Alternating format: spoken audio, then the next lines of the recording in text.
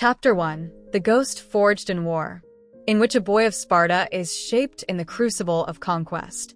In the dawn of Greece, when the world was yet young and the gods walked among men, there was born in the city of Sparta a boy named Kratos. He was no son of legend then, no god, no scourge, merely one among many molded by the iron laws of war. For Sparta, even in its cradle, whispered only one word into the ears of its sons: victory.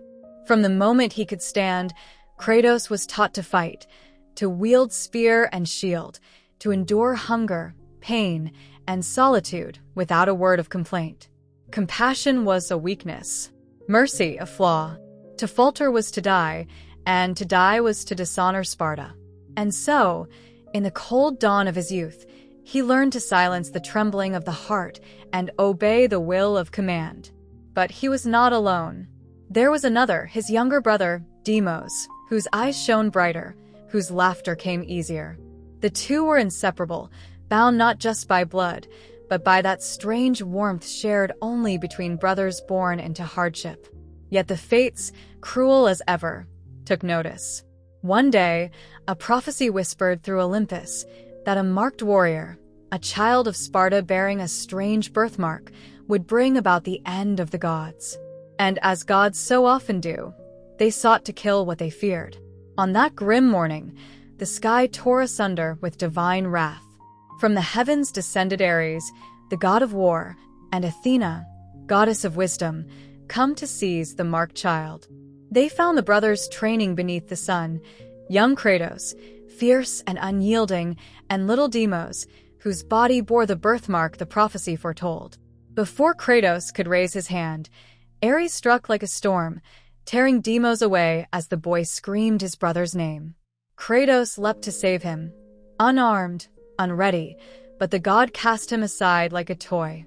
That day, Kratos fell upon the earth, powerless, his body carved with a scar that would never heal, a reminder of failure, seared into flesh.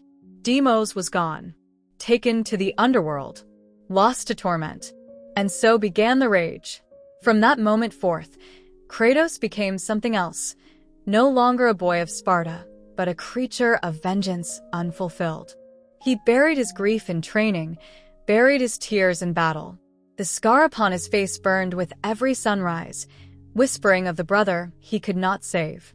He rose through the ranks of Sparta's armies, becoming a captain of unmatched skill, a man who led by fury and faith alone. Where Kratos marched, victory followed. His blades drank deep of foreign blood, and his soldiers sang his name like a hymn to conquest. Yet even amidst triumph, his soul was restless.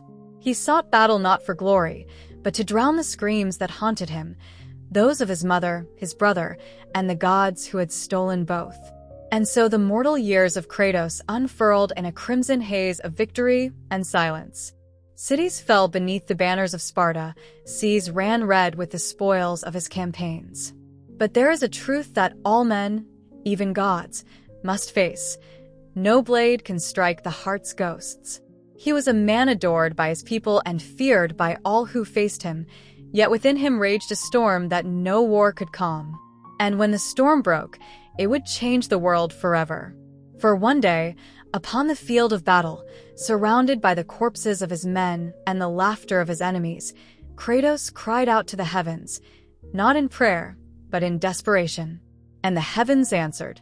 Chapter 2: Oaths to a God of Blood, in which a warrior's plea becomes his damnation, and a god of war claims his champion. The battlefields of Greece were many, but none burned so bright as that fateful plain near the city of Barbaroi. There, under a sky veiled in black smoke and storm, the army of Sparta faced a horde beyond number, wild men from the north, driven by madness and zeal, their banners thick with the blood of conquered towns. At their head rode Kratos, captain of the Spartan army, scarred, unyielding, and hungry for conquest. He had never known defeat, for he led as he fought, relentless, merciless, tireless. Yet that day, even his fury could not save them. The tide of battle turned. His men fell one by one, cut down beneath the flood of steel and flame. Kratos, standing amidst ruin, beheld the hopelessness of mortality, the grim truth that no strength, no will, no training could stand against the endless sea of death. His blades were broken, his army shattered, and before him loomed the monstrous barbarian king, a creature twice his height, wielding a blade meant for giants. And so, as death's shadow fell, Kratos, proud, unbending Kratos, called upon the gods. "Ares," he cried to the sky, his voice shattering the din of battle. "Destroy my enemies, and my life is yours." Lightning tore the heavens open. The storm answered. From the clouds descended a fire brighter than the sun, and within it strode Ares, the god of war himself. His eyes burned with the madness of endless conflict, his armor the color of old blood. He looked upon the mortal who dared call his name and found not fear, but hunger, a mirror of his own. Ares smiled. He flung his burning spear through the ranks of the enemy, and where it struck, the world ignited.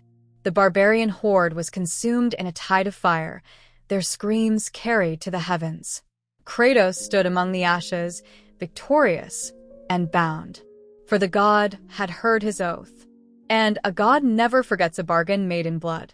Ares descended upon the mortal and spoke in a voice that made mountains tremble. "You are mine now, warrior. My servant, my champion, my ghost of war."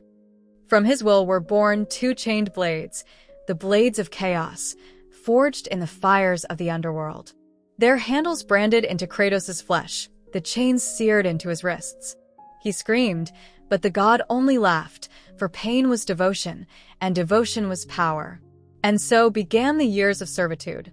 Under Ares' command, Kratos waged war not as a man, but as a storm made flesh. Villages burned. Armies fell. The name Sparta was no longer a nation's cry, but the sound of ruin itself. The mortals who survived whispered of a pale warrior whose blades burned with fire and whose eyes were void of mercy. They said he fought like a god, and in truth he did. But gods are cruel teachers. One night, Ares sent Kratos to a small village nestled in the mountains. The god promised glory, promised that in slaughtering those who defied him, Kratos would become the perfect warrior, free from doubt, free from pain. And so Kratos obeyed, as all good servants do. He tore through the village like a tempest, his blades dancing in red arcs, every strike a hymn to his master. The people cried out for mercy, but there was none to give. The air grew thick with smoke and screams, until, at last, he reached the temple at the village's heart.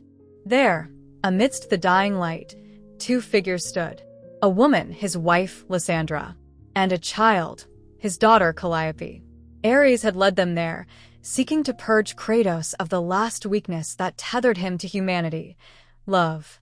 When Kratos stepped into the temple, blind with bloodlust, he saw only shapes, enemies, obstacles, flesh to be cut down. The blades of chaos swung once, twice, and silence followed. When his rage subsided and his eyes cleared, he saw what he had done. The chains clattered to the floor. His wife and daughter lay dead at his feet. Ares' laughter rolled through the night. "Now you are truly mine," said the god of war. "For there is nothing left for you to lose." But the fates had other plans. The oracle of that cursed village, seeing what had been done, laid a curse upon him. She commanded that the ashes of his wife and child be bound to his skin forever, a reminder of his sins, a warning to all who gazed upon him. And so his flesh turned pale as bone. His scars burned with their memory. And the world named him the Ghost of Sparta. Haunted by nightmares and bound to a god he despised, Kratos roamed the lands, his every victory hollow, his every sleep plagued by visions of fire and screams. He had gained power beyond mortal reckoning, but it had cost him his soul. And somewhere, in the silence between battles, a whisper began to take root. This cannot be all there is. There must be vengeance. Chapter 3, Chains of Olympus, in which the ghost of Sparta bears the weight of the heavens and loses what little hope remains. The years after the burning of his family passed like a fever dream.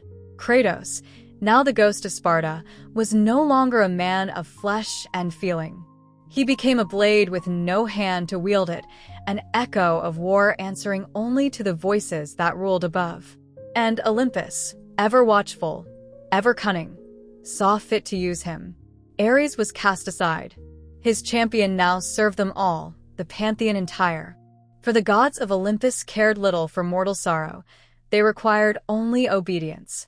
And so Kratos, scarred and ash-white, descended into the endless toil of divine servitude, slaying monsters, kings, and even heroes of legend, all in the name of the gods who had stolen his life. They called him forth whenever the balance of the world teetered, and he obeyed, hoping one day to earn that which he desired above all else: release, forgiveness, peace. But none of these are gifts the gods give freely. One such task began with the heavens themselves dimming, as if day had forgotten its purpose. The sun god Helios had vanished, and with him, light itself. Without the sun, the world plunged into chaos. Beasts roamed the dark. Armies fell blind upon their own blades. And so Athena, ever the manipulator cloaked in grace, whispered to Kratos, "Go, find Helios, save Olympus, and perhaps, at last, your servitude will end." He went, though his heart knew better. From the war-torn fields of Attica to the burning coasts of Greece, Kratos carved a path through armies and titans alike. He battled the Persian king and his monstrous basilisk. He shattered the walls of cities that once defied gods. The earth trembled wherever he strode, and Olympus watched with silent approval. Yet the journey drew him ever downward, into the black chasms of the underworld, where the river Styx whispered the names of the dead. There he met Persephone, queen of Hades, whose words were like honey poured over poison. She spoke not as a tyrant, but as one who had suffered beneath Olympus's shadow, a goddess whose heart had withered beneath Zeus's decrees. She looked upon Kratos with pity, and for the first time in many years, someone did not call him monster. She called him brother in chains. "You serve them," she said, "as I have served, but they will never free you. Olympus demands only your suffering, as payment eternal." And then, with words soft as twilight, she offered him something no god had ever given: hope. In a forgotten garden deep below the earth, Kratos found Calliope, his daughter, radiant, laughing, alive. Her arms reached for him, her small hands grasping his as though no time had passed at all. He fell to his knees, and for the first time since the ashes touched his skin, Kratos wept. Persephone told him he could stay, that he could abandon Olympus and live forever in that illusion of peace. All it required was surrender, to lay down his weapons, to turn away from the gods and the war above, to let the world burn while he dreamt of love. For a moment, the ghost of Sparta hesitated. The chains at his wrists grew light. The air no longer reeked of blood. But peace built on falsehood is no peace at all. For even as he held his daughter close, the earth began to shudder, and from the depths rose the Titan Atlas, bound and groaning beneath the weight of the sky. Persephone's true intent was revealed: to destroy the pillar that held the world aloft, to bring about the end of gods and men alike. She would free herself by ending everything. Kratos, caught between the love he had lost and the duty he had taken, understood his curse, that every choice he made would bring him pain. And so he did what only Kratos could do. He said goodbye. He turned from Calliope, even as she cried for him to stay. He seized the blades of chaos, reforged them in fire and grief, and struck down Persephone where she stood. The earth split, the heavens steadied, and Atlas was left to bear the sky once more. When the dust settled, Kratos stood alone, his daughter gone, his chance at redemption lost. And above him, unseen, the gods murmured their approval, for their weapon had served them well. Kratos emerged from the underworld not as a man, nor as a hero, but as a wound that would never heal. His chains glowed hot, his soul colder still. The gods would call again, and he would answer, because the only thing more powerful than faith was fury. Chapter 4: The Ghost of Sparta, in which Kratos seeks the blood of his blood and learns that some truths are crueler than the lies of gods. The Ghost of Sparta had walked the earth as the god's slave for many years, a weapon drawn and sheathed at their whim. His deeds had shaken nations and silenced kings, but none of it had dulled the torment within. The nightmares came every night. The temple, the fire, the cries of Calliope echoing across the centuries. He began to question why the gods had spared him at all. Was it mercy or mockery? Then came the dreams, strange visions of Atlantis, of waves crashing against marble towers, and of a voice, faint but familiar, calling his name. Not the voice of his daughter this time, nor the whisper of Athena, but of another long buried in his memory. His mother, Callisto.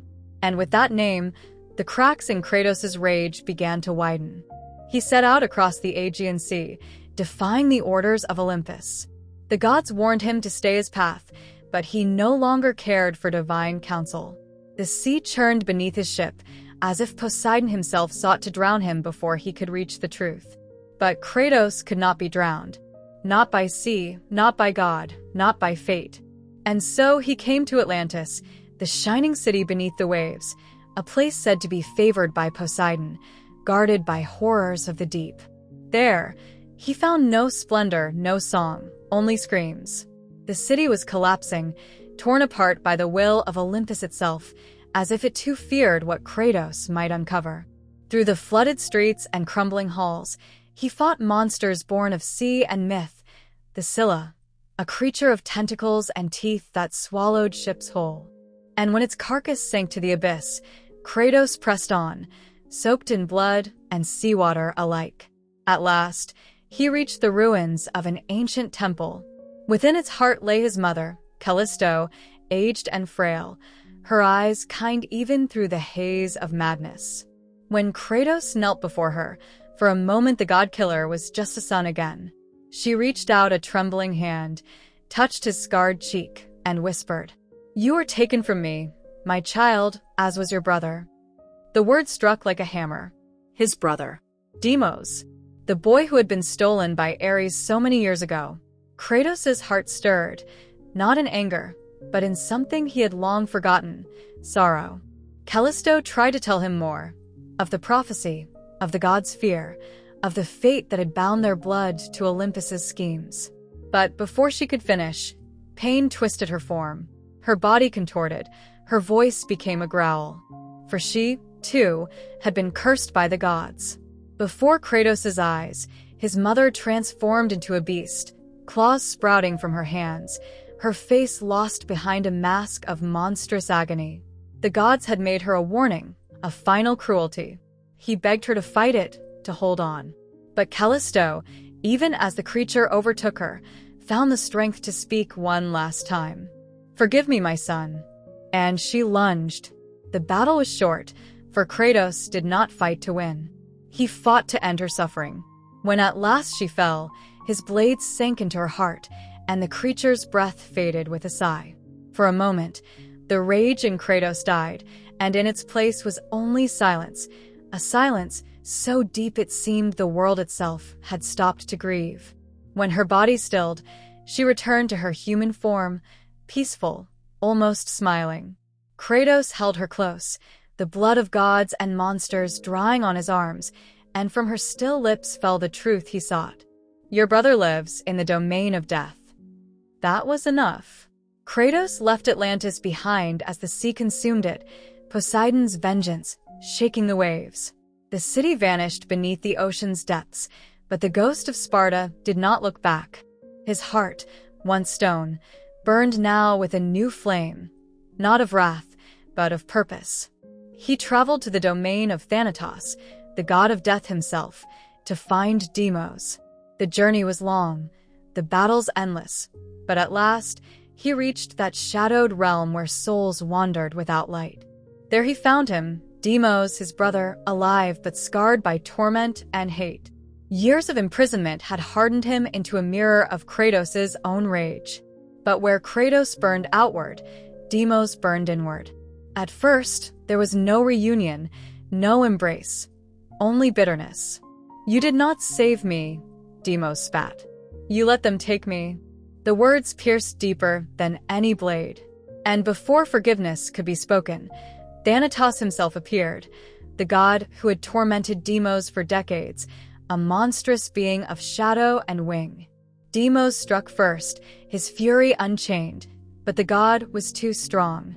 Kratos joined him, and for one brief moment, the brothers fought as one, side by side, as they had long ago beneath the Spartan sun. Together, they slew Death himself. But the price was cruel, as it always is. Thanatos fell, yet before his body struck the earth, he drove his claws through Deimos' chest. The younger brother gasped, his eyes clearing of hate at last. Kratos caught him before he fell. "Brother, you are free now," Kratos whispered. "Free," Deimos breathed, and was gone. Kratos carried his brother's body from that cursed realm, his steps heavy with memory. He laid him to rest upon the cliffs overlooking Sparta, where the wind could carry his spirit to the heavens. And as the sun set behind him, Kratos, son of Zeus and brother of the lost, knew this truth at last. The gods would never allow him peace.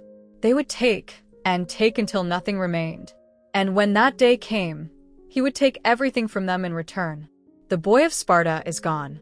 The slave of the gods is gone. Now begins the making of a godslayer. Chapter 5, Ascension to the Impossible, in which Kratos, betrayed by faith, dares the unthinkable to challenge the gods themselves. There comes a moment in every man's life when he sees clearly what has always been true, that those he has served were never worthy of his service. For Kratos, that moment came not in peace, but in fury. He had done all that Olympus asked of him. He had slain monsters, titans, and kings. He had borne the chains, carried their burdens, silenced their enemies. And still the gods offered him nothing but silence.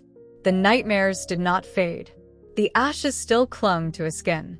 And the gods, smug, unfeeling, watched his torment with amusement. Athena came to him once more, her words as gentle and false as the breeze before a storm. "Your servitude is at an end, Kratos," she said. "Your sins are forgiven. You are free." But he knew better. He had heard the lies of Olympus too many times. And yet, he believed, for one last, fragile moment, that he might truly be done. He sailed for distant shores, hoping to leave Greece and its gods behind. But fate, that cruelest of architects, was not finished. For in the chaos of his departure, he was attacked, not by mortals, not by beasts, but by the sea itself. Ares had not forgotten his wayward servant. The god of war descended upon Kratos' ship in a storm of fire and madness, tearing the sky in two. The sea burned. The crew screamed. Ares mocked him, calling him coward, ingrate, betrayer. He had made Kratos his champion, his instrument of destruction, and now his defiance demanded punishment. The ship split apart. Kratos was thrown into the dark, swallowed by the waves. And when he awoke, he found himself upon the shores of a place forbidden even to the gods, the desert of lost souls, where the wind carried the voices of the damned. There he met the Oracle of Athens, who told him that the city was under siege, not by mortals, but by Ares himself. The god of war, drunk with power, sought to overthrow Olympus. His army marched across Greece, his monstrous creations tearing through cities like wildfire. And only Kratos, the mortal he had once owned, stood in his way. The irony pleased the gods greatly. Athena appeared once more, her voice a whisper through the sand. "Stop him, Kratos," she said. "Defeat Ares, and your past will be forgiven. The gods will free you from your nightmares forever." The lie was sweet, and Kratos, weary and broken, swallowed it whole. He set forth toward Athens, carving through beasts, soldiers, and legends alike. Gorgons turned to stone beneath his gaze. Hydras fell beneath his blades. Every battle was a prayer, not to the gods, but against them. And as he fought, whispers reached his ears of a weapon hidden by Zeus himself, the Pandora's box, an artifact of such power it could destroy a god. It lay within the temple of Pandora, built upon the back of the Titan Kronos, condemned to crawl the desert for eternity. Kratos' path led him there, into that living mountain of stone and bone, where every step tested his will, his mind, and his soul. The temple was not merely a fortress, it was a trial. Traps and puzzles crafted by gods, guardians forged from the earth itself, illusions of his dead family begging him to turn back. He pressed on. He always pressed on. Weeks turned to months. Blood turned to dust. And at the temple's heart, Kratos found the box, bound in chains, glowing with the light of creation itself. He reached for it, his hands trembling not with fear, but with purpose. At last, he had the power to end a god. But even the might of man cannot hide from Olympus's gaze. As he lifted the box, Ares saw him from afar. The god of war, enraged, hurled a massive pillar from Athens across the desert. It struck Kratos like the wrath of the heavens, piercing his body and sending him crashing through the temple walls. He fell to the earth, lifeless, the box torn from his grasp. His soul descended into Hades. Again, in the darkness of the underworld, his chains glowed faintly, and voices whispered in his mind. The gods, the dead, his wife, his child. But Kratos was not meant to rest. He clawed his way from the river Styx, defying death itself, fueled by hatred so pure it burned brighter than any divine flame. He emerged from the underworld once more, scarred, battered, unbroken. He took back Pandora's box, opened it, and felt its power surge through him like the breath of titans. His flesh pulsed with the strength of gods. And upon the smoking ruins of Athens, Kratos met Ares again. Their battle tore the heavens apart. Mountains crumbled, oceans split, mortal armies turned to dust beneath their feet. Kratos fought not for glory, not for Greece, but for every moment of suffering Ares had ever given him. And when the dust settled, Ares lay dying, a god undone by his own creation. "You have broken your chains," Ares whispered. "You are no mortal." Kratos lifted the blade of the gods and drove it through the heart of war itself. The world fell silent. And so it was that the mortal Kratos did the impossible. He killed a god. The heavens trembled. Olympus stirred. And the throne of Ares, the throne of war, stood empty. Athena descended in a light that seemed merciful for once. "You have done well, Kratos. You have saved Olympus from ruin." He looked up at her, eyes hollow. "Then my nightmares, are they ended?" Athena's silence was the answer. "No, my son. Your sins will never be forgiven. But your service has been appreciated." The goddess gestured to the sky, where the throne of the god of war blazed in crimson. "Take it," she said. "Let this be your reward." And so Kratos ascended, not to peace, but to power. The blades of chaos clattered to the ground, and in their place, a crown of divine wrath settled upon his brow. The mortal had become the god. The Ghost of Sparta was now the god of war. But even from the heights of Olympus, the dreams did not fade. The voices of his wife and child still called to him. And somewhere, deep within the storm of his divinity, the man who had once sought peace still wept. Chapter 6: The Hollow Throne, in which the god of war finds no peace in divinity, and the heavens themselves begin to tremble at his name. Upon a mountain of skulls and steel, Kratos set the throne of Ares. The temple that once dripped with sacrifice now echoed with the sound of his silence. The fires burned, but they were cold, the kind that warm no heart, only remind it of what it has lost. He had done it. He had defied fate, overthrown his master, and ascended to godhood. Yet when he looked upon the world below, he saw not victory, only the reflection of his own rage. Mortals built temples in his name. They prayed for conquest, for revenge, for blood. And he granted it all without hesitation, for that was his dominion, war unending. Cities rose and fell at his command. Armies clashed beneath banners painted with his symbol. And the gods of Olympus, who had once mocked him, now whispered his name in wary tones. But power, like fire, devours what it touches. Kratos thought himself a god, yet he was not of their kind. His soul was still human, scarred, yearning, defiant. The other gods saw this and despised it. Zeus, father of all, watched from his throne and saw a danger growing, one too like himself. Athena visited Kratos often, her tone still clothed in the silk of false care. "Your reign brings too much blood," she said. "The mortals worship you, as they once worshipped fear itself." Kratos' laugh was low and hollow. Then they finally see the truth of the gods. He waged his wars, descending upon battlefields like a storm, his armor shining with divine flame, his new blade, the blade of Olympus, cutting through mortal and monster alike. He fought not for Olympus, but for himself, and each victory drew him further from the man he once was. But the ghosts followed him still. In every reflection, in every whisper of the wind, he saw the faces of Lysandra and Calliope. He could not pray them away, could not drown them in blood. Even as a god, the ashes clung to him, divine power wrapped around a mortal wound that would never heal. And then, as always, came the whispers. The gods began to murmur among themselves. Hera sneered at him. Poseidon called him unworthy. Hermes mocked his rage. And Zeus merely waited. He remembered the prophecy, the one spoken long before the first war, before the first throne. A marked warrior will bring about the destruction of Olympus. Zeus had seen the mark. He had seen the ash. And in the Ghost of Sparta, he saw his doom. So the Sky Father devised a plan. He called forth a great war among mortals, a meaningless conflict, crafted not for conquest but for control.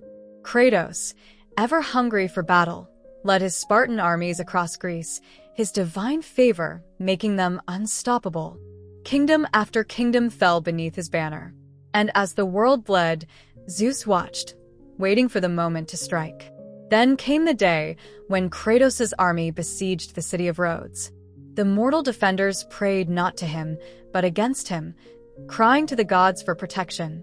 And Zeus, in his cruel wisdom, answered their plea. When Kratos descended upon the battlefield, he found his godly power stripped away, scattered into the blade that had once killed Ares, the blade of Olympus. His body shrank, his might diminished. A colossal statue, the Colossus of Rhodes, came to life, fueled by Zeus's will, to destroy the god of war.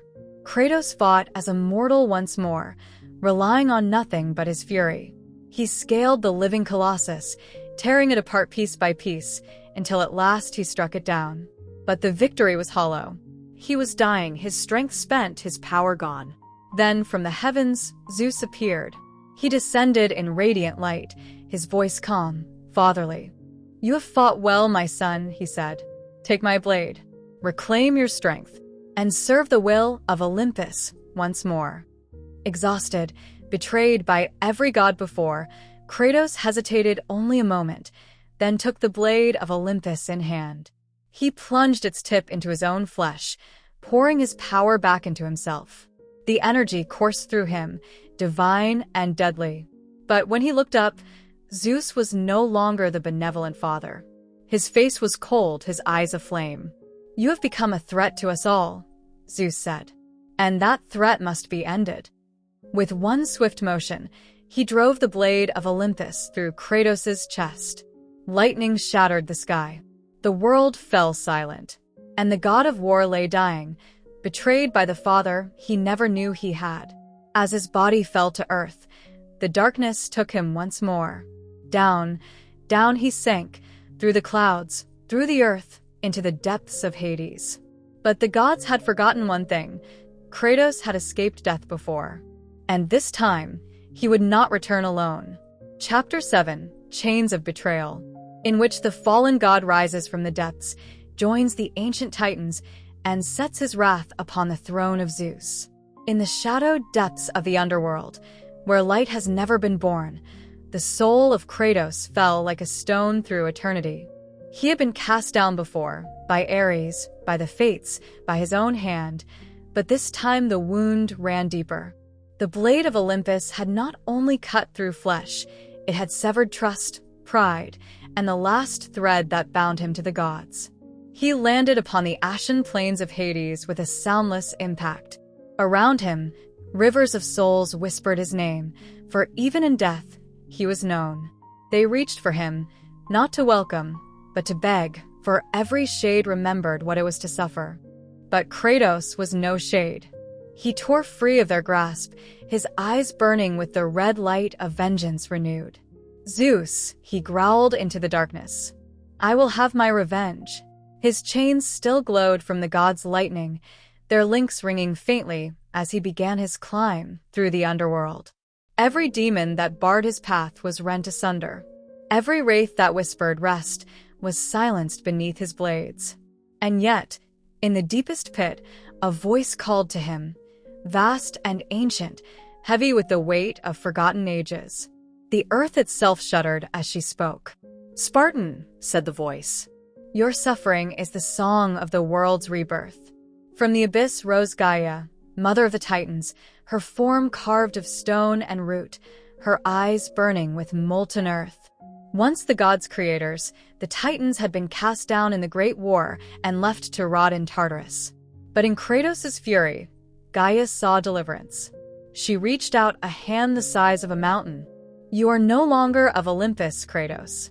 You are of us. Rise, Ghost of Sparta, and let the age of the gods end." And so he rose. For the first time, Kratos found allies not of heaven, but of earth, beings who despised Zeus as much as he did. Gaia lifted him from the underworld, carrying him upon her massive back, and the mortal world gasped to see it. The earth itself trembled as the Titans began to stir, whispering of war long overdue. Kratos' eyes burned toward the horizon, where Mount Olympus pierced the sky like a spear through eternity. At its peak, Zeus sat unchallenged. But now, from below, a storm began to gather. Before war could come, Kratos sought strength, the same power that had betrayed him. He would turn against its master. His journey took him across lands both divine and damned. He hunted the Sisters of Fate, beings older than Zeus himself, who wove the destinies of all gods and men. The Isle of Creation was their domain, an ever-shifting labyrinth of stone bridges and waterfalls that shimmered with the threads of time. Each sister guarded the tapestry of destiny, each one certain that Kratos, for all his fury, could not change the pattern. But Kratos had long ago stopped believing in fate. He faced Atropos, who controlled the past and shattered her mirrors of memory.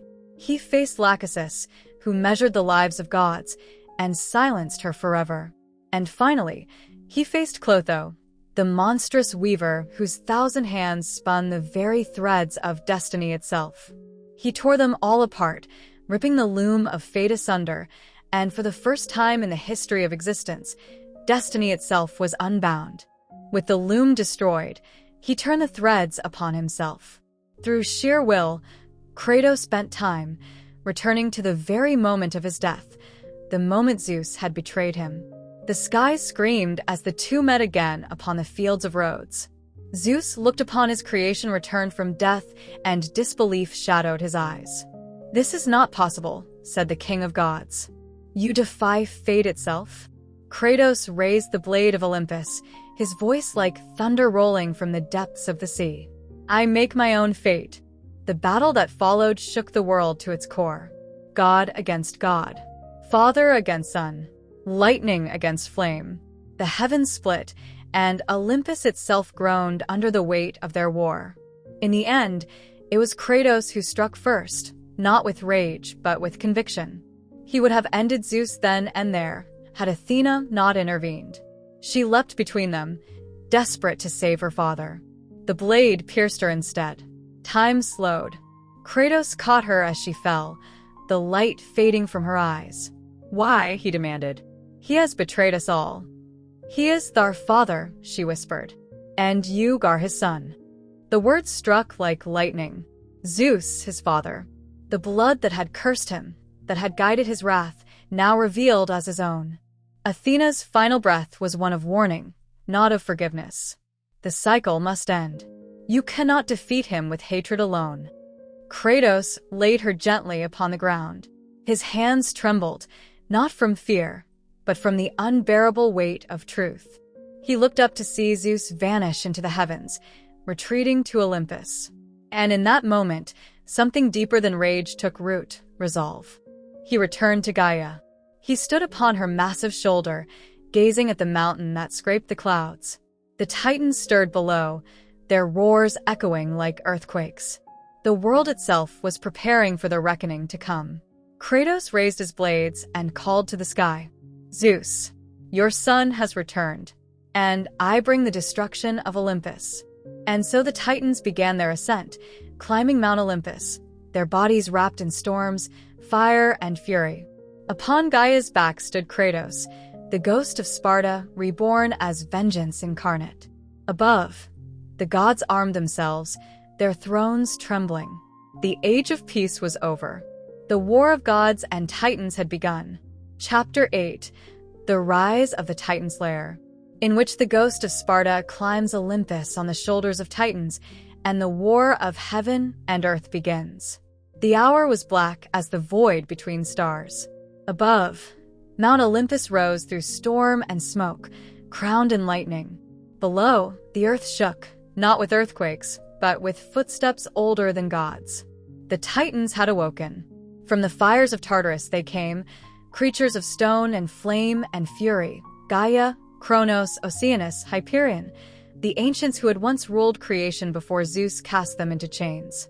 Now, at the call of the ghost of Sparta, they returned to claim vengeance. And upon Gaia's shoulder stood Kratos, his blades blazing like twin suns, his voice carrying above the roar of thunder. "Zeus, the death of Olympus has come." The mountain answered with lightning. At its summit, the gods gathered. Zeus with his storms, Poseidon with his oceans, Hades cloaked in shadow, Helios radiant as dawn, Hermes swift as thought, and Hera glowering beside them all. Each took up arms. The very air around them crackled with power ancient and terrible. Thus began the Second Great War. As the Titans climbed, boulders the size of cities were hurled down upon them. The gods unleashed the elements: flame, frost, thunder. Yet the Titans clawed upward still, roaring defiance. Gaia's hands tore into the cliffs, her vines gripping the stone as Kratos leapt from ledge to ledge, cutting through the divine defenders that swarmed from Olympus's gates. He was no longer the mortal who once begged for power. He was no longer even the god who once despaired for peace. Now he was something else, a storm-wearing flesh. Poseidon was the first to strike. The god of the sea rose from the waters that circled the mountain, his form immense and terrible, composed of crashing waves and serpents of foam. His trident gleamed like the spine of the ocean itself. "You defy Olympus, Kratos? I defy all who stand before me."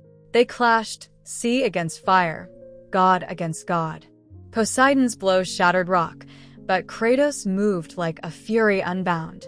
He tore through the water's shape, climbing the very god's form as the Titan Gaia grappled with him from below. Lightning split the sky as Kratos plunged his blades deep into Poseidon's chest, dragging the god from his watery body and casting him upon the rocks. Poseidon gasped, immortal, but bleeding, disbelieving. Kratos seized his head in both hands. "Your reign ends here." And with a final roar, he crushed it. The oceans fell silent. Far below, the seas of the mortal world raged out of control. Cities drowned. Ships vanished. The sky turned black. The death of one god had broken the balance. And yet Kratos did not pause. He climbed higher. At last, the Titans reached the mountain's upper slopes. Zeus appeared above the clouds, his form vast and wreathed in lightning. "Foolish son," he thundered, "you bring doom upon all creation. Then let the world burn." Kratos spat. "So long as you burn with it." The king of gods raised his hand, and thunder itself struck the Titan Gaia. She faltered, her rocky flesh cracking beneath divine fire. Kratos lost his footing, clinging to her vines as the Titan began to fall. She cried out, "Help me, Spartan. Do not let me perish." But Kratos, betrayed too many times, saw now the truth of all alliances: gods, titans, mortals. Each sought only to use him. "I owe you nothing." He leapt free as Gaia plummeted, her body shattering against the mountainside below. And once more, Kratos found himself alone, abandoned by gods, betrayed by titans, defied by fate. Yet he climbed still. He reached the halls of Olympus, golden, silent, thrumming with the heartbeat of eternity. There, he faced one by one the children of Zeus. Helios, the sun, whose light blinded armies. Kratos tore his head from his shoulders, carrying it as a lantern of divine fire. Hermes, the fleet messenger, mocking and cruel, Kratos cut him down and stole his speed. Hercules, the son who sought to prove himself greater. Kratos shattered his skull with his own gauntlets. And Hades, lord of the underworld, the very one who had claimed him so many times, Kratos ripped the soul from his blackened body and cast him into his own pit. Each god fell. Each death sent tremors through the world. Rivers turned to dust, the sun dimmed, and the air itself wept ash. But Kratos pressed on, for there was only one name left upon his lips: Zeus. The father, the betrayer, the last chain upon his soul. In the ruins of Olympus's great hall, Kratos looked upon the blade of Olympus, the weapon that had once slain him. He felt its hum, its hunger. "You have taken everything from me," he whispered. "Now I will take everything from you." Lightning struck as Zeus appeared, his eyes filled with both wrath and sorrow. "I have only ever sought to protect this world," said the father. "By destroying me, you destroy all creation." "Then let it end," cried the son. And so they met again, God against God, father against son. The storm and the blade, the sky and the earth.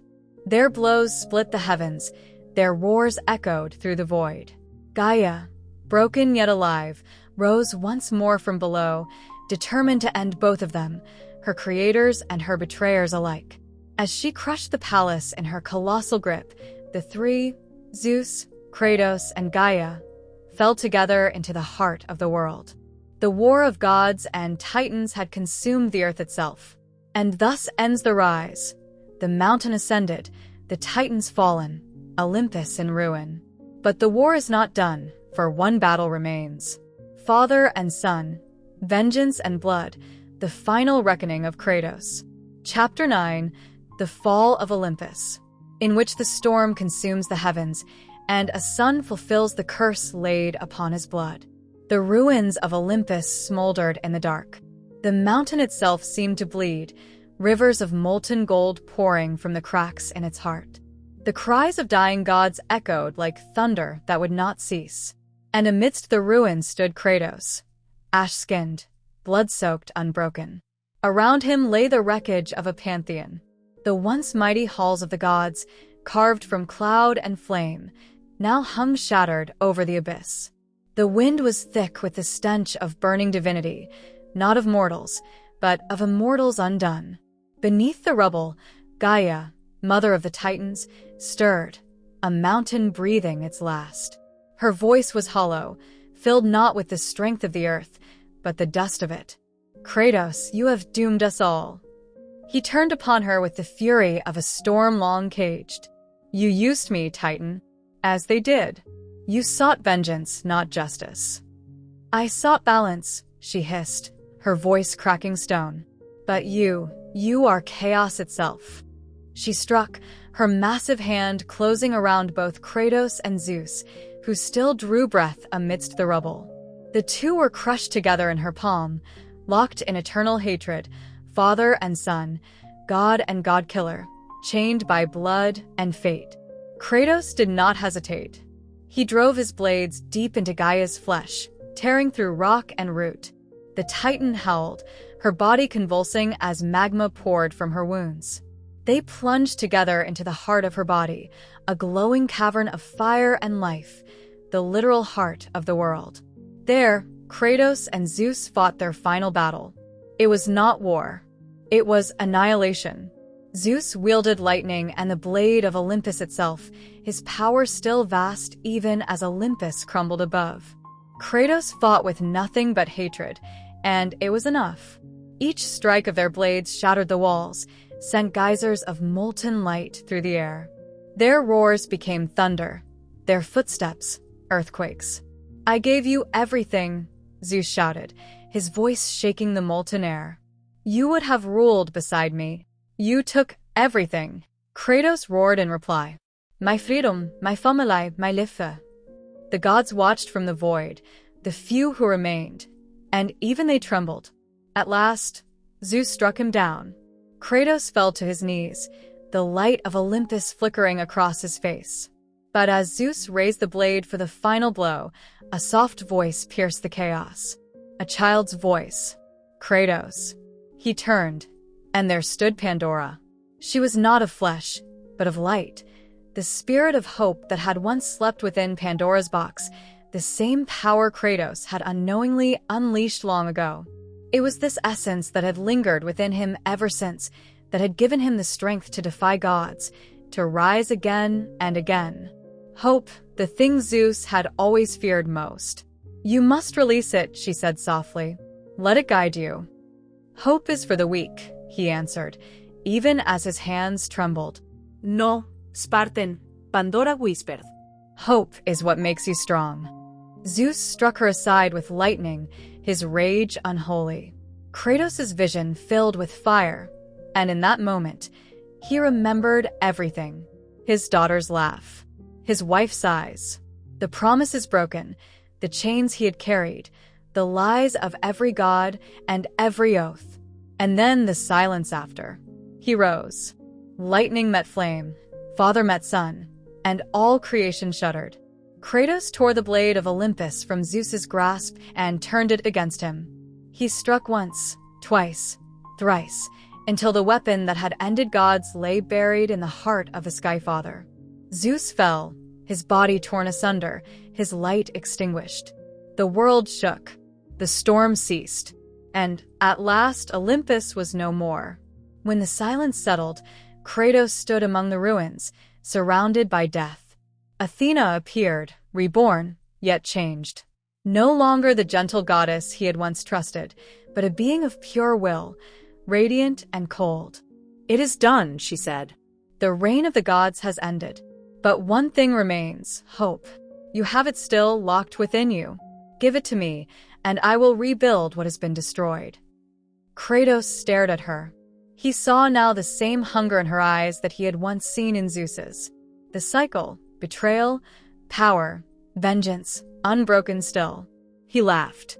It was not a joyful sound, but one of exhaustion, of bitter clarity. "You will never have it," he said. "My vengeance ends now." Athena's eyes widened as Kratos raised the blade of Olympus, not against her, but against himself. He drove it through his chest. Divine light burst from the wound, not fire, not wrath, but hope, spreading across the scorched world like dawn after 1,000 years of night. It poured into the cracks of the earth, into the seas, into the hearts of men. The world shuddered and breathed.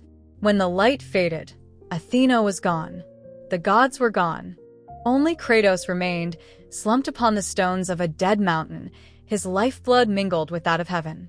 The sword slipped from his grasp and clattered to the ground. For the first time in all his centuries, there was no sound.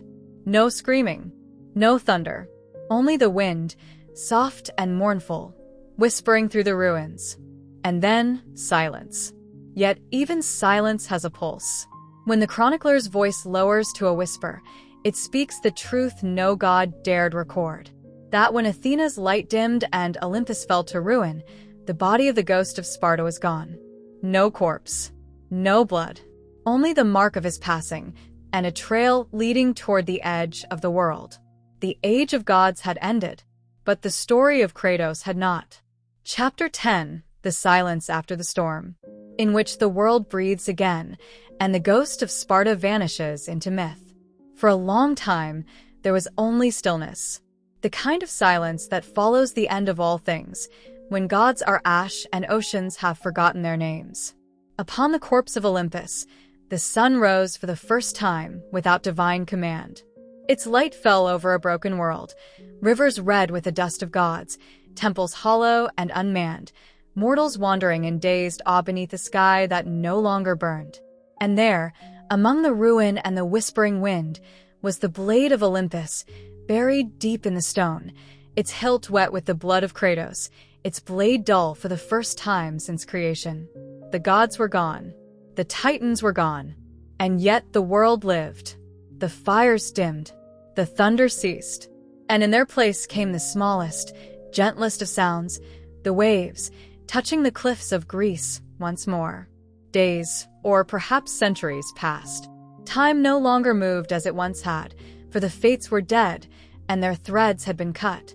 The mortals who survived began to rebuild, whispering prayers not to gods, but to one another. They spoke of a figure seen wandering the coasts, tall, scarred, and silent, his eyes like storm clouds. Some said he was a ghost, others a penitent god. But all who saw him agreed on one thing: his chains were gone. Kratos walked among the ruins, his every step heavy with memory.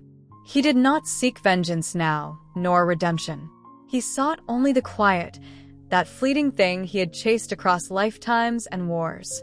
He stood once more at the cliffs above the Aegean, where long ago he had cast himself into the sea to escape his guilt. Now, there was no rage in him, only the deep ache of a life that had taken everything and given nothing in return. The wind touched his face like the hand of a ghost. He looked to the horizon, where the sea stretched endless and blue. And for the first time, he did not see chains. He saw the promise of distance. He turned away from Greece. Behind him lay the ashes of his family, the corpses of gods, the ruins of Olympus, a tomb for all that once was divine. Ahead lay only the unknown, lands beyond the edge of the world, where no prayer had ever been heard. And so, quietly he walked, through forests reborn from the ashes of titans, through villages that no longer feared the sky, through snows that had never felt the heat of war. He walked until the names of gods meant nothing, until the voice of vengeance no longer echoed in his heart, until the sea became cold, and the wind carried whispers in a tongue he did not know. There, at the end of the world, he laid down his weapons. The blades of chaos, once burning with the fire of hell itself, sank into the earth. The ground accepted them, and grass grew over the steel. The chains no longer glowed, and Kratos, for the first time in centuries, felt the weight lift from his soul. He looked upon his hands, scarred, bloodless, empty, and wondered if this was what peace felt like. He did not weep. He did not pray. He simply breathed. In time, his name became legend. The people of Greece told stories of the Ghost of Sparta, how he slew gods and toppled Olympus, how he carried the ashes of his family as his curse. But the storytellers' voices softened as the years passed. Some said he had been redeemed. Some said he had vanished into the north, across seas unknown, seeking a land untouched by gods, a place of snow and silence. None could say for sure, for the Ghost of Sparta left no tomb, no throne, no monument, only a trail of footprints fading into the frost. And so ended the age of Olympus. The fire crackles one last time. The chronicler's tone falls to a whisper. When gods fell and men rose, there walked one who was both, born of vengeance, tempered by grief, and at last, forgiven by silence. The wind takes the final embers from the fire, carrying them northward across the sea. They drift, unseen, into the snow. Thus ends a saga of Kratos, the Ghost of Sparta, the god who killed gods, and the man who learned to live without them.